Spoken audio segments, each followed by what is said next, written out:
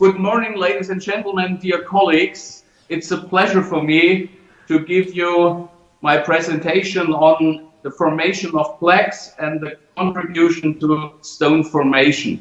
Доброе утро, уважаемые коллеги. Для меня большая честь выступать на данной конференции и рассказать вам о бляшках Рэндалла и их вкладе в камнеобразование. In principle, there are two categories of theories of stone formation. The first one explains stone formation exclusively as a physical-chemical process, hyperexcretion of substances, supersaturation of the urine, and crystallization. And this is called the free particle theory according to Finlayson and Reed.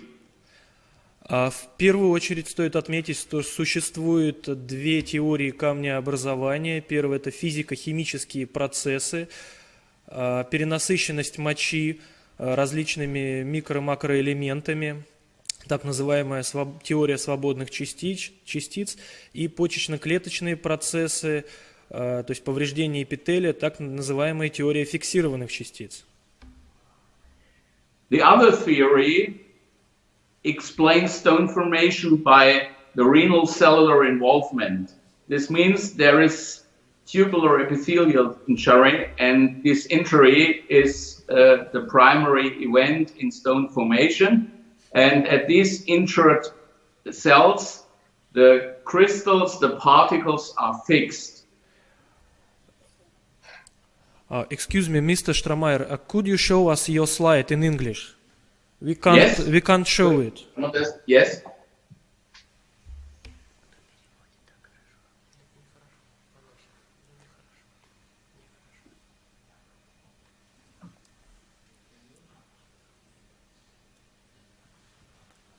Yes, wonderful. This one. You can see it now? Yes. Yes. Thank you. Should I repeat the last sentence? Could you Okay. repeat it? So the second theory is renal cellular involvement as the primary event in stone formation. As a prerequisite, we need an injury in the tubular epithelium, and crystals, particles are fixed and can grow to stones. Как уже было сказано, существует две теории камнеобразования. Первая из них – это теория свободных кристаллов, вторая – это теория фиксированных частиц, при которой частицы, которые участвуют в процессах камнеобразования, фиксируются на стенках почечных канальцев. Now, Yes. There are some problems with the free particle theory. The passage time for crystals through the nephron is too short for growing to stones. Факторы за теорию камнеобразования. Факторы против. Это время пассажа мочи через нефрон слишком мало для формирования камней, и перенасыщенная моча у многих людей не вызывает процесса камнеобразования. And we find supersaturated urine in many individuals who never form stones.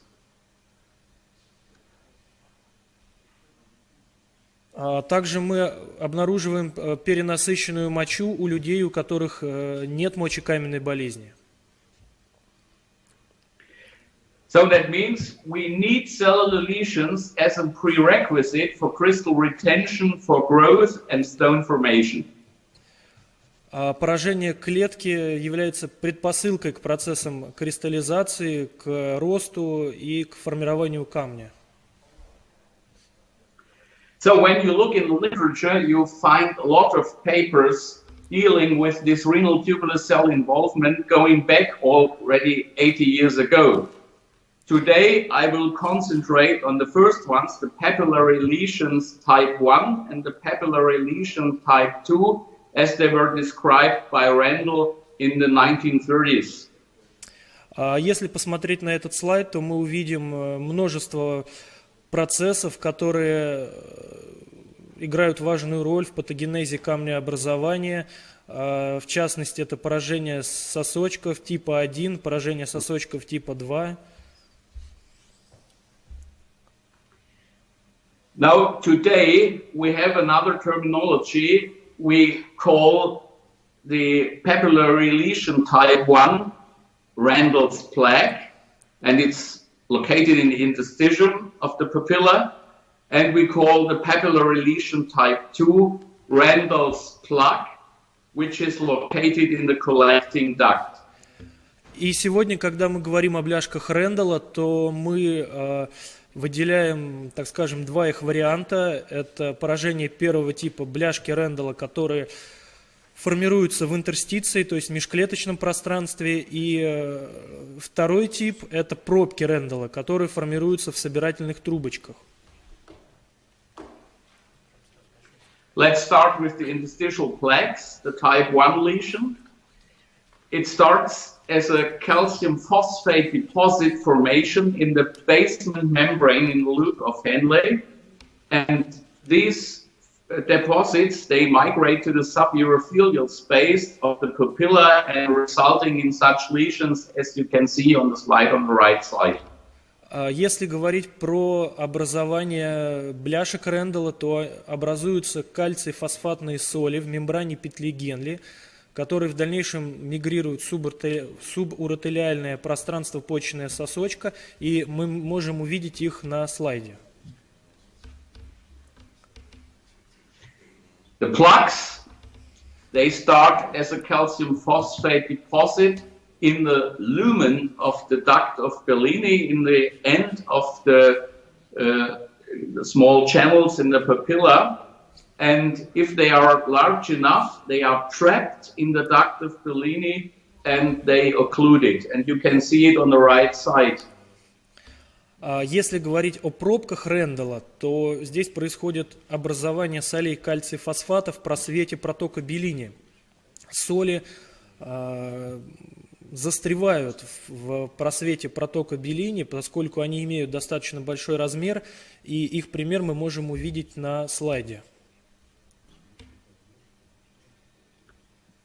Now, if there is a supersaturation of the urine with calcium and oxalate, these calcium phosphate plaques and plaques are overgrown by calcium oxalate, and in the end a stone is formed, as you can see on these slides.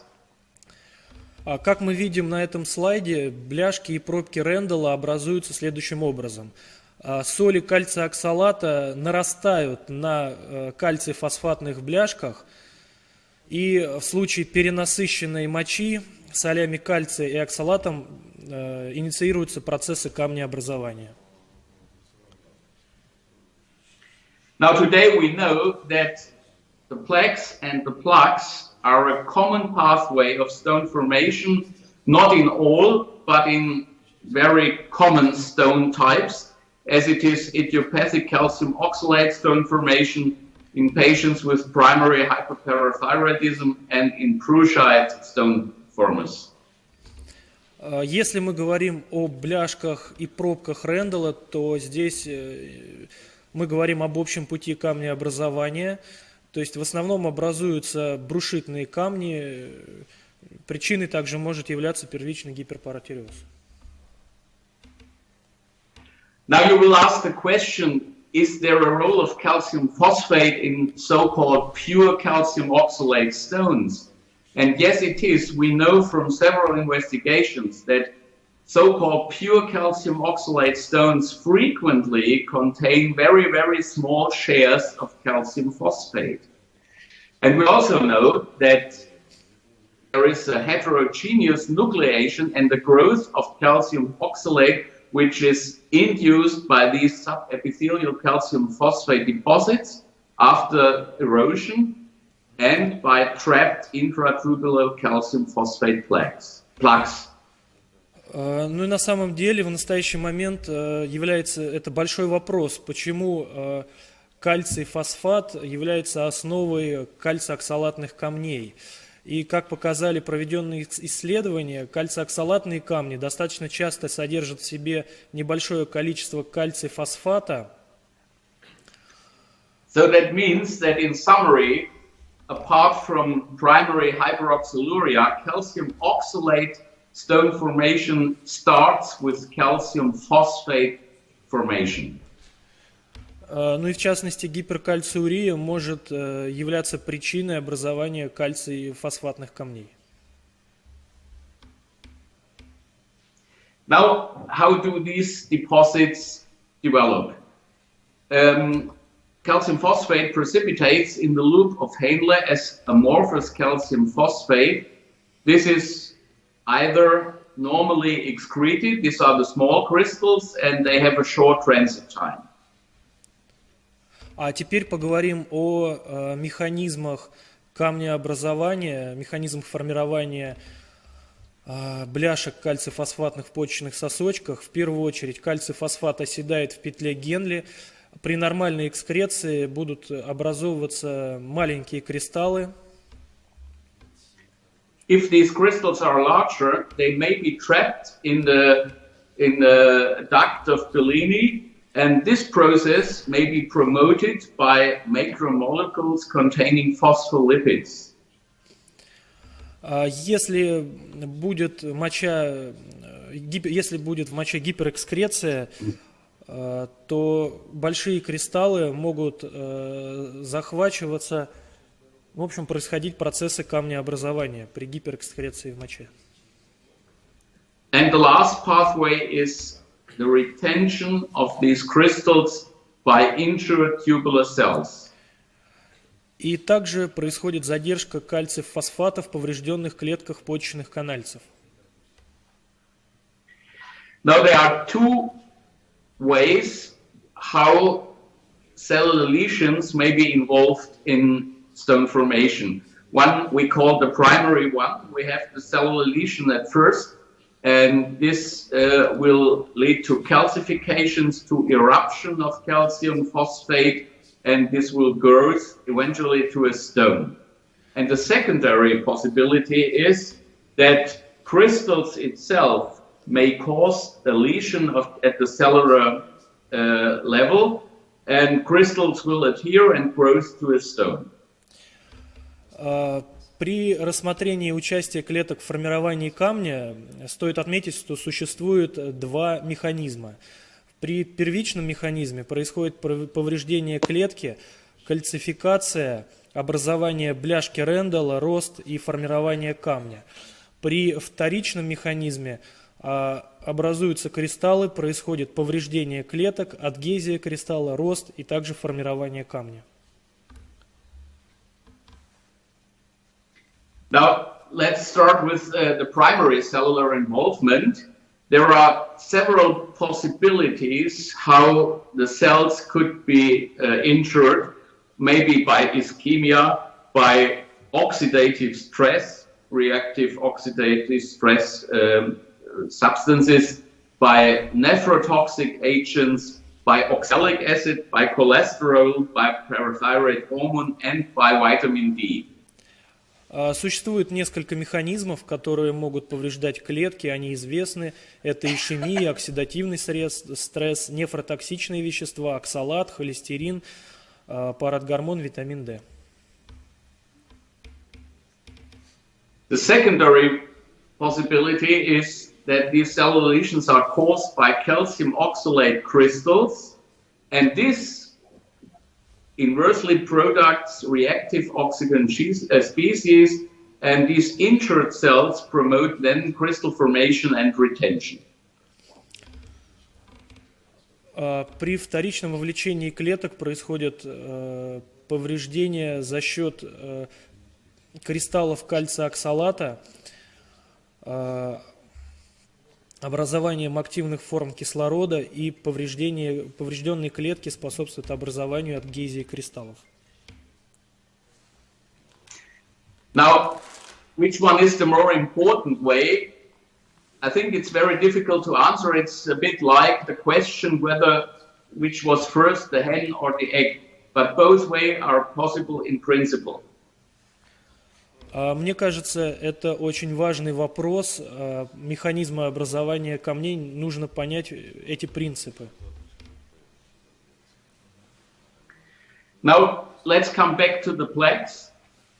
Давайте вернемся обратно к бляшкам. These calcium phosphate crystallizations could be internalized into the tubular cell, and then they could directly move to the basement membrane, and there happens a lysis and a recrystallization in the basement membrane. При поступлении кальция фосфату в клетку, при его движении к базальной мембране происходит растворение и рекристаллизация базальной мембраны. Apart from this way, these crystals can also move directly from the lumen of the duct of Bellini to the basement membranes between the cells. Кальций фосфат движется между клетками к базальной мембране из просвета канальцев. And the third one is that calcium phosphate precipitates in the basement membrane itself, but this needs extremely high supersaturation with calcium and phosphate. И последним моментом является то, что кальций фосфат преципитирует, то есть осаждается в базальной мембране при гиперэкскреции мочи, при перенасыщенной моче. Finally, when these calcium phosphate deposits are in the basement membrane, they can then migrate to the subepithelial space of the papilla. Также происходит миграция почечного сосочка в субэпителиальное пространство. Now let's look at the plaques. Теперь, если посмотреть на пробки Рэндалла, as I already told you, we have an intraluminal crystallization of calcium phosphate. В первую очередь происходит внутрипросветная кристаллизация кальция фосфата. And if we have, let's call it risk constellations, that means they're high pH or a low citrate, a high supersaturation of the urine, we have an agglomeration, aggregation to large crystals, and finally they are trapped in the duct of Bellini. Ну и в случае наличия факторов риска, таких как высокий уровень pH мочи, низкая концентрация цитрата в моче, перенасыщенность мочи, происходит агрегация кальций-фосфата в крупные кристаллы, и в последнюю очередь происходит осаждение этих кристаллов в канале Bellini. So with the next slides, I would like to summarize the pathophysiology of plaques and plugs. В следующем слайде мы рассмотрим патофизиологию образования бляшек Рэндалла и пробок Рэндалла. So on the left side you see the loop of Henle, in the middle the interstitial tissue, on the right side the collecting duct. Let's start with calcium phosphate crystallization in the loop of Henle, and these deposits can either pass through the cell to the basement membrane or between the cells to the basement membrane. Кальций-фосфат движется по петле Генли, и при образовании бляшки Рэндалла он проникает в межклеточное пространство. And from the basement membrane, the blue border between the loop of Henle and the interstitial tissue, they migrate to the subepithelial space, which is marked with C in this picture. А при образовании пробки Рэндалла кальций-фосфат депонируется в почечных канальцах и образуется пробка, как видно на слайде. And on the very right side, you see the collecting duct, the intraluminal calcium phosphate crystallization, and if the crystals are large enough, they are agglomerated and trapped in the duct of Bellini, and this will end in a so-called plaque. Да, и профессор Strohmeier говорит, что вот как раз образование пробок Рэндалла происходит при отложении кальция-фосфата в канальцах Bellini. So, and this gives you all these mechanisms on one slide. It starts with oxidative stress, which results in inflammatory reactions and this promotes calcium phosphate precipitation, it promotes cellular injury, and all these events form Randall's plaques and plaques. And at the end, we will result in a calcium oxalate stone. Ну, на этом слайде показана общая схема формирования бляшек и пробок Рэндалла. Начинается процесс с оксидативного стресса, в дальнейшем присоединяется воспалительная реакция, также присутствуют определенные промоутеры, которые влияют на преципитацию солей кальция оксалата. И таким образом образуются или бляшки Рэндалла, или пробки Рэндалла. I will end with some important facts. Plaques and plaques play the key role in the formation of idiopathic calcium oxalate stones. А теперь позвольте подвести краткое резюме. Бляшки и пробки Рэндалла играют важную, можно сказать, ключевую роль в формировании идиопатических кальциоксалатных камней. Cellular injury caused by several mechanisms, for example, oxidative stress, initiate the calcium phosphate deposition in the papilla. Различные механизмы, например, оксидативный стресс, они стимулируют повреждение клеток и таким образом инициируют осаждение солей кальций-фосфата на почечных сосочках. And these calcium phosphate deposits in the papilla are overgrown by calcium oxalate crystals if we have a urinary supersaturation with calcium and oxalate, and this will form calcial stones.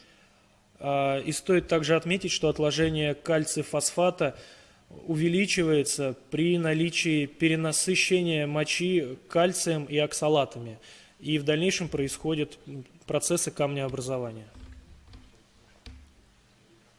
At the end, I would like to thank you again for the kind invitation to give this presentation at your Congress, and I'm awaiting your questions. Thank you. Хотелось бы поблагодарить вас за внимание и выразить благодарность, и профессор ждет вопросов. Спасибо. Ольга Васильевна Константиновна, главный научный сотрудник отдела мочекаменной болезни, доктор наук. Большое спасибо за очень информативный и интересный доклад. Вопрос такой. Скажите, пожалуйста, возможно ли, чтобы бляшки Рэндалла инициировали мочекислое камнеобразование?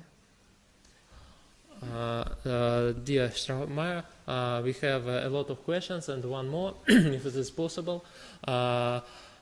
Professor Olga Konstantinova asks if it possible when the plaques, Rändal plaques, will be the first step of stone growth in uric acid stones. Probably these Rändal plaques and plaques do not play a major role in uric acid stone formation. I gave a lecture on our last German urological meeting in Dresden, and we are at the beginning of these investigations, but I think they don't play this role as in calcium oxalate urethitis. Профессор Strohmeier уделял данному вопросу доклад на прошедшем в Вене конференции по мочекаменной болезни Европейской ассоциации урологов, и он говорит, что в большей степени нет, особенно бляшки Рэндалла характерны для кальциоксалатного камнеобразования, немножко другое, но возможно, что уратные камни связаны с формированием, так скажем, так называемых пробок Рэндалла, не бляшек, а пробок. Может быть, еще есть вопросы? Ну, коль раз нет вопросов, мы, в принципе, в регламенте, и у нас есть возможность задать вопросы предыдущим докладчикам. Ну, а мы сейчас благодарим профессора Strohmeier. Thank you, professor. It was a nice speech and very well and dedicated answers for our questions. Thank you very much. Thank you for you. Thank you very much indeed. Thank you for your excellent presentation, and hopefully we can be connected for the future for our cooperation. Thank you, Professor Strohmeier. Keep in touch. Thank you, Professor Apolikin. It will be a pleasure for me to do so. Thank you. Thank you.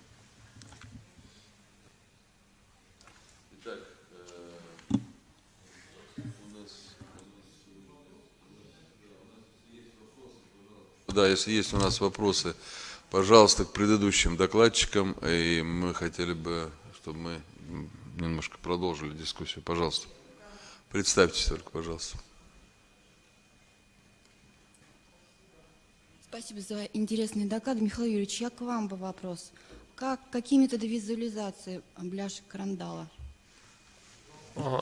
На данный момент в рамках экспериментов, и вот профессор Сtrohmeier активно этим занимается, во время эндоскопических вмешательств, либо это ретроградная интраренальная хирургия, либо это перкутанные вмешательства, при помощи видеосистем оценивают площадь бляшек Рендала на почечных сосочках. И такие работы есть.